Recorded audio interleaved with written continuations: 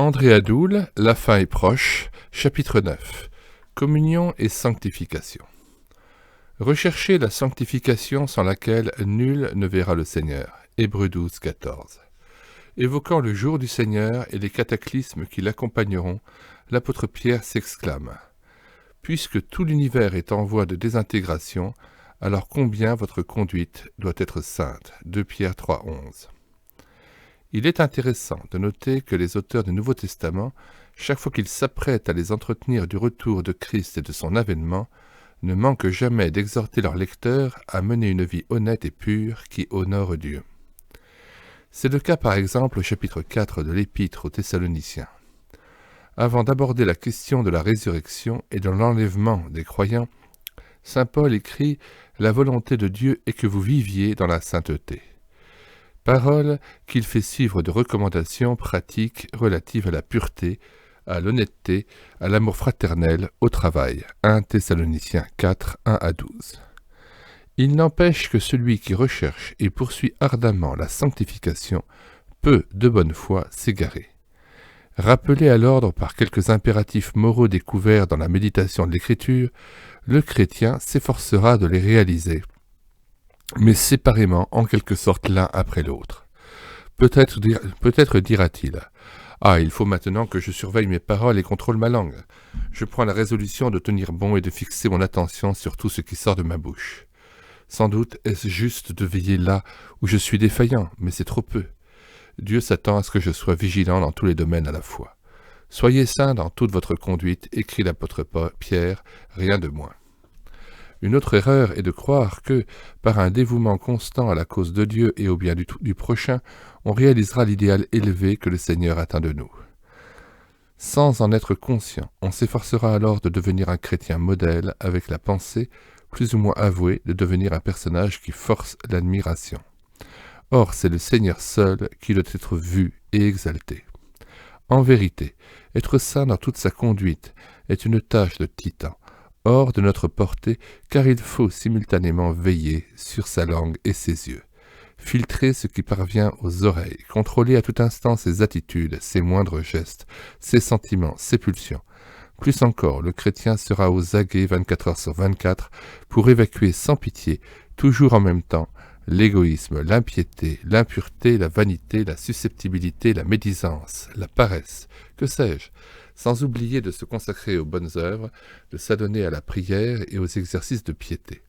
Décidément, la barre est placée bien haut, trop haut, impossible de la franchir. Lors de nos déplacements, nous nous sommes rendus dans une chapelle pour le culte dominical. Le message du prédicateur paraissait excellent, mais il martelait de sa voix grave une expression qui revenait sans cesse. Nous devons, répétait-il, nous devons rendre témoignage, nous devons être remplis de l'esprit, nous devons aimer ceux qui nous font du tort, nous devons pardonner, nous devons être humbles, nous devons. Et ce frère plaçait constamment ses auditeurs sous la loi, pour ne pas dire sous une chape de plomb. Cette succession de devoirs à accomplir sans défaillance, cette accumulation des justes exigences de Dieu faisait surgir de notre mémoire une foule de manquements qui entraînaient une succession de reproches de notre conscience. Aucune issue de secours nous était présentée. C'est donc le profil bas, écrasé et accusé que l'auditoire s'est dispersé. On nous avait placés devant un Dieu impossible à satisfaire. Le prédicateur se trompait. L'Écriture utilise rarement les expressions « vous devez »,« il faut ». En tout cas, jamais lorsque l'auteur sacré s'adresse à son lecteur. Il use plutôt d'impératifs qui exigent une obéissance immédiate, ce qui est totalement différent. La Bible ne dit pas « tu dois croire au Seigneur Jésus ». Elle dit « crois au Seigneur Jésus ».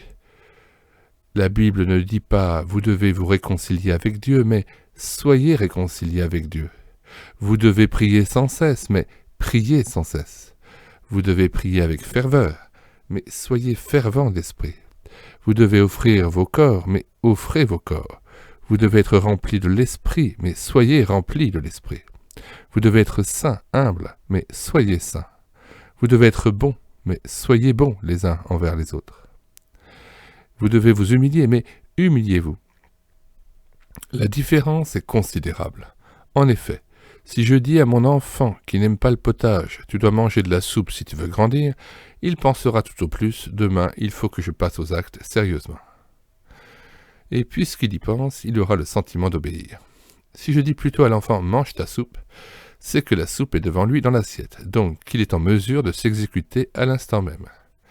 Et dans cette poursuite harassante de la sainteté, celui qui veut y parvenir lui-même aura vite fait de déchanter. S'il est droit, il fera plusieurs découvertes. C'est qu'il est plus soucieux d'éviter le mal que de pratiquer le bien. Or, la Bible insiste, ne nous lassons pas de faire le bien. Galates 6,9. Il s'apercevra qu'il occupe le centre de cette lutte et que c'est sa pureté personnelle plus que la gloire du Seigneur qui occupe son esprit. 3. Il découvrira qu'il cherche à s'améliorer afin d'être digne de se présenter devant Dieu. Jacques ne dit pas « Réformez-vous, ainsi vous pourrez vous approcher librement de Dieu ». Non, mais « Approchez-vous de Dieu d'abord et il s'approchera de vous ». Jacques 4, verset 8. Alors vous verrez et sentirez votre misère. Quatrièmement, celui qui poursuit ainsi la sanctification ne tardera pas à se décourager. Impuissant, il abandonnera le combat et courra le risque de remâcher ses échecs. Je ne fais pas le bien que je veux et je fais le mal que je ne veux pas. Qui me délivrera ? Disait saint Paul, Romains 7, verset 19. Le but de la loi est de révéler à l'homme qu'il est foncièrement orgueilleux et de plus incurable. Elle le jette au pied du mur et lui révèle sa totale incapacité à satisfaire Dieu. Et c'est justement lorsqu'il désespère de lui-même qu'il se tourne enfin vers celui qui délivre, le Christ. Sans lui, hélas, le bavard reste bavard. Le susceptible ne change pas malgré sa détermination de changer. Pénétrons-nous de cette pensée. Sans Jésus, nous ne pouvons rien faire. Jean 15, verset 5. Les chrétiens auraient-ils oublié que la sanctification, c'est une personne qui fera en eux ce qui est agréable à Dieu. Hébreux 13, 21. Sans hâte, méditez la parole de l'apôtre. Le Christ a été fait pour nous, sanctification de la part de Dieu. 1 Corinthiens 1, 30. Rechercher la sanctification, c'est en priorité rechercher le Christ, notre sanctification, et se revêtir du Christ. C'est vivre en communion vivante et de tous les instants avec lui par la foi. Pas de sanctification sans le Christ présent et agissant en nous. Demeurons en lui et il demeurera en nous, et nous porterons alors du fruit, beaucoup de fruits. Jean 15, verset 5. La perfection chrétienne, dit Chambers, est une relation intime avec Dieu. Demeurer en Christ doit être notre constante préoccupation. Quand la Bible dit « Dieu nous donne la victoire par Jésus-Christ », cela signifie qu'il nous donne la victoire de Jésus-Christ, qu'il nous donne l'humilité de Jésus-Christ, la justice de Jésus-Christ. L'humilité, l'amour, la justice alors ne sont pas de moi. Ce sont les choses du Seigneur. C'est sa vie qu'il m'a prêtée. C'est à lui qu'il faut donner gloire. Nous avons pris Jésus pour notre substitut. Recevons-le maintenant pour notre vie. Je répète, nous avons pris Jésus pour notre substitut. Recevons-le maintenant pour notre vie. C'est lui qui le fera. Que le Dieu de paix vous sanctifie lui-même tout entier. Celui qui vous a appelé est fidèle et c'est lui qui le fera. 1 Thessaloniciens 5, 24. Que le Dieu de paix vous rende capable de faire sa volonté et fasse en vous ce qui lui est agréable par Jésus-Christ. Hébreux 13, 20 à 21. Réponse à des questions importantes. Quand donc serons-nous parfaitement comme lui ? Quand nous le verrons tel qu'il est, 1 Jean 3, verset 2.